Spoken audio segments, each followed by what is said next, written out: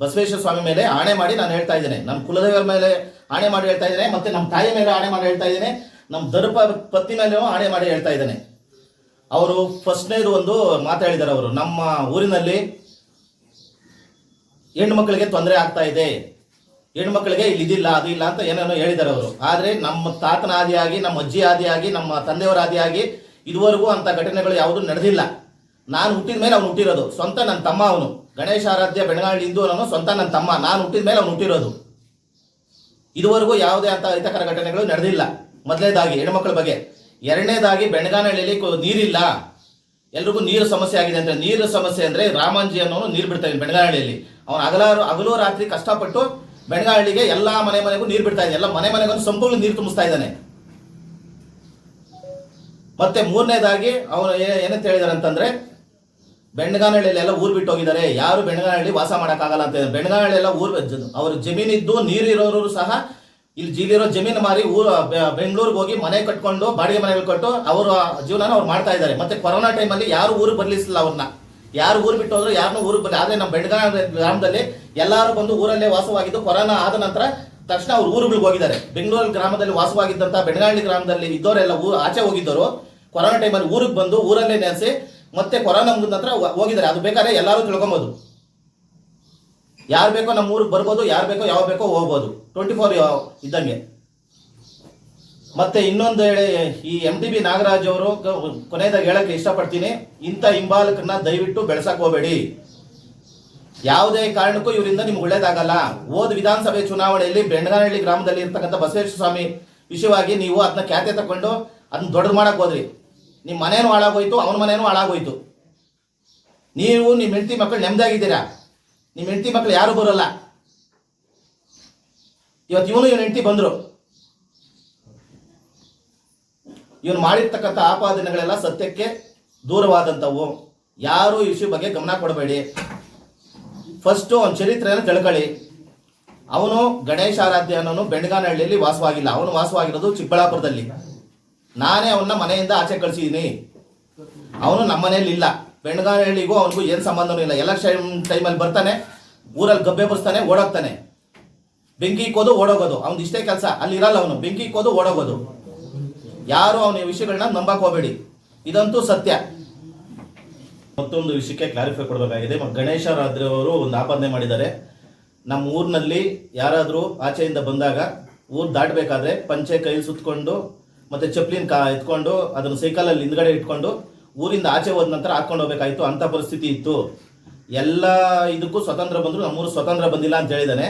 ಆ ಸ್ವತಂತ್ರ ಯಾವಾಗ 1947 ಬಂದಾಗಿಂದನೂ ನಮ್ಮೂರು ಸ್ವತಂತ್ರ ಸಿಕ್ಕಿದೆ. ಯಾವ ಕಾಂಗ್ರೆಸ್ ಅಧಿಕಾರಕ್ಕೆ ಬಂತು ಅವಾಗಿಂದ ಸ್ವತಂತ್ರ ಸಿಕ್ಕಿದೆ. ಯಾವಾಗ ಈ BJP ಗೌರ್ಮೆಂಟ್ ನಡೀತಾ ಇದೋ ಅವತ್ತಿಂದ ನಮ್ಮ ಸ್ವತಂತ್ರ ಕಿತ್ಕೊಂಡಿದ್ದಾರೆ. ನಮಗೆ ಈಗ ಸ್ವತಂತ್ರ ಇಲ್ಲ. ಕಾಂಗ್ರೆಸ್ ಗೌರ್ಮೆಂಟ್ ಬಂದಾಗ ನಮ್ಗೆ ಸ್ವತಂತ್ರ ಇತ್ತು. BJP ಗೌರ್ಮೆಂಟ್ ಬಂದಾಗ ನಮ್ಮೂರಲ್ಲೆಲ್ಲ ಇದೇ ಕಿತಾಪತಿಗಳೇ ಮಾಡ್ತಾ ಇದ್ದಿದ್ದು. ಒಂದು ದೇವಸ್ಥಾನ ನಿರ್ಮಾಣ ಆಗಬೇಕು ಅಂದ್ರೆ MT ನಾಗರಾಜ್ ಅವರು ಅದಕ್ಕೆ ಅಡ್ಗಾಲ್ ಹಾಕಿದ್ರು. ಅದಕ್ಕೆ ಯಾವುದೇ ತರಹದ ಅವರು ಕಿಟಕಿನೂ ಇಡಿಸ್ಲಿಲ್ಲ, ಮತ್ತೆ ಮೇಲ್ಚಾವಣಿನೂ ಮಾಡಿಸ್ಲಿಲ್ಲ, ಮತ್ತೆ ಡೋರ್ ಇಡಿಸ್ಲಿಲ್ಲ. ಯಾರೋ ಇಡಿಸಿದಕ್ಕೆ ಇವ್ರು ಬಂದು ಅಲ್ಲಿ ಶಂಕುಸ್ಥಾಪನೆ ಮಾಡ್ಕೊಂಡು ಹೋದ್ರು, ಹಾರಗಳು ಹಾಕೊಂಡು ಹೋದ್ರು. ಇವಾಗ ಇವ್ರು ಹೇಳಿರ್ತಕ್ಕಂಥ ಆಪಾದನೆಯಲ್ಲಿ ಯಾವುದೇ ತರಹದ ಉರುಳಿಲ್ಲ. ಎಲ್ಲರೂ ಇವಾಗ ನಾವು ಚಪ್ಪಲಿ ಹಾಕೊಂಡೇ ಬಂದಿದ್ದೀರಿ. ನಾವು ಎಲ್ಲ ಪಂಚಕ್ಲೂಟ್ಕ ನಾವೆಲ್ಲ ಇವಾಗೆಲ್ಲ ಬರ್ಮಣಧಿಕಾರ ಹಾಕೊಂಡು ಓಡಾಡೋದು. ಅವನು ಬರ್ಮಣಧಿಕಾರ ಹಾಕೊಂಡೇ ಓಡಾಡೋದು. ಅವನು ಏನಾದ್ರು ಪ್ರಯಾಣ ಬೇಕಾದ್ರೆ ಪಂಚ ಕಟ್ಕೊಳ್ತಾನೆ. ಎಲ್ಲೂ ಅವನು ಮನೆ ಎಲೆಕ್ಷನ್ ಬಂದಾಗ ಪ್ಯಾಂಟ್ ಬಿಚ್ಕೊಂಡು ಏನು ಬಂದು ಕೂತ್ಕೊಂಡಿರ್ಲಿಲ್ಲ. ಅಲ್ಲಿ ಪ್ಯಾಂಟ್ ಹಾಕೊಂಡೇ ಬಂದು ಕೂತಿದ್ದು. ಬೇಕಾದ್ರೆ ನೀವು ಗಮನಿಸ್ಕೊಬೋದು, ವಿಡಿಯೋ ಕ್ಲಿಪ್ಸಲ್ಲಿ ಬೇಕಾದ್ರೆ ಗಮನಿಸ್ಕೊಬೋದು. ನಾವು ಎಲ್ಲರೂ ಓಟ್ ಹಾಕಕ್ಕೆ ಹೋದರೆಲ್ಲ ಪ್ಯಾಂಟ್ ಹಾಕೊಂಡೇ ಹೋಗಿದ್ದು.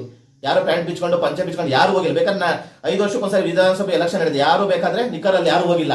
ಮತ್ತೆ ಬಸ್ ಸ್ಟ್ಯಾಂಡಿಂದ ಯಾರೂ ಪಂಚೆ ಬಿಚ್ಕೊಂಡು ಯಾರು ಬಂದಿಲ್ಲ. ಇದು ಸತ್ಯಕ್ಕೆ ದೂರವಾದಂಥ ಮಾತು.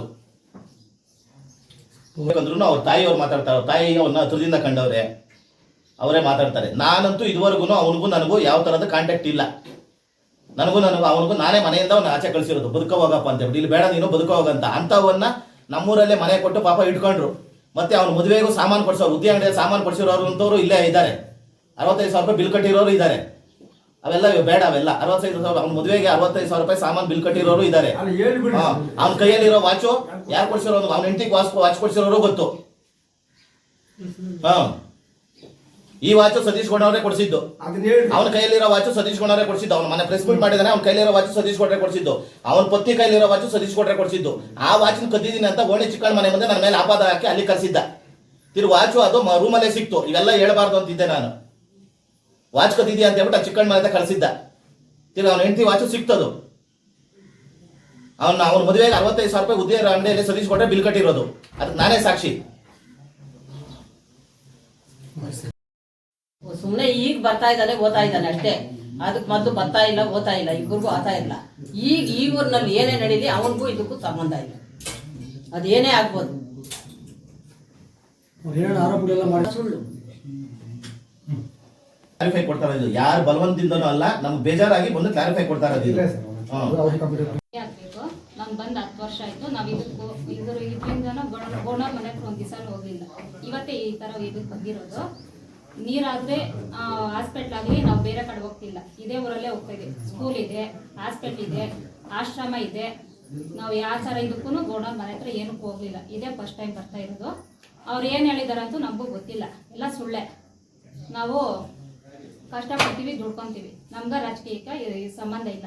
ಬೇಕಾದ್ರೆ ಓಟ್ ಹಾಕ್ತೀವಿ, ಬರ್ತೀವಿ, ನಮ್ಗೆ ಇಷ್ಟ ಬಂದಿದ್ದಕ್ಕೆ ಹಾಕ್ತೀವಿ, ಬರ್ತೀವಿ ಅಷ್ಟೇ. ಅದಕ್ಕೆ ಏನು ಸಂಬಂಧ ಇಲ್ಲ. ನಾವು ಯಾವ ಥರ ಬೇಕೋ ಆ ಥರ ಬದುಕ್ತಾ ಇದೀವಿ ಅಷ್ಟೇ. ನಾವು ಇದುವರೆಗೂ ಕೈಯಲ್ಲಿ ಚೊಪ್ಪಡಿನೂ ಎತ್ಕೊಡೋಗಿಲ್ಲ. ಆ ಮನೆ ಮುಂದೆನೇ ಡೈಲಿ ಹೋಗ್ತೀವಿ, ಹಾಲ್ಗೆ ಹೋಗ್ತೀವಿ, ಬರ್ತೀವಿ, ಅದೇ ರೋಡಲ್ಲೇ ಓಡಾಡ್ತೀವಿ. ಆ ಮನೆ ಮುಂದೆನೂ ಹೋಗ್ತೀವಿ. ನಮ್ಗೆ ಯಾರು ಏನು ಇದಕ್ಕಂದೇ ಇಲ್ಲ, ಏನಿಲ್ಲ. ನಮ್ಮ ಓಟ್ ನಾನು ಇದೇ ಫಸ್ಟ್ ಇಲ್ಲೇ ಓಟ್ ಹಾಕಿರೋದು. 3 ವರ್ಷದಿಂದ ಆಗ್ತಾ ಇದ್ದೀನಿ ಓಟು. ಯಾವ ಇದು ಇಲ್ಲ ಸರ್.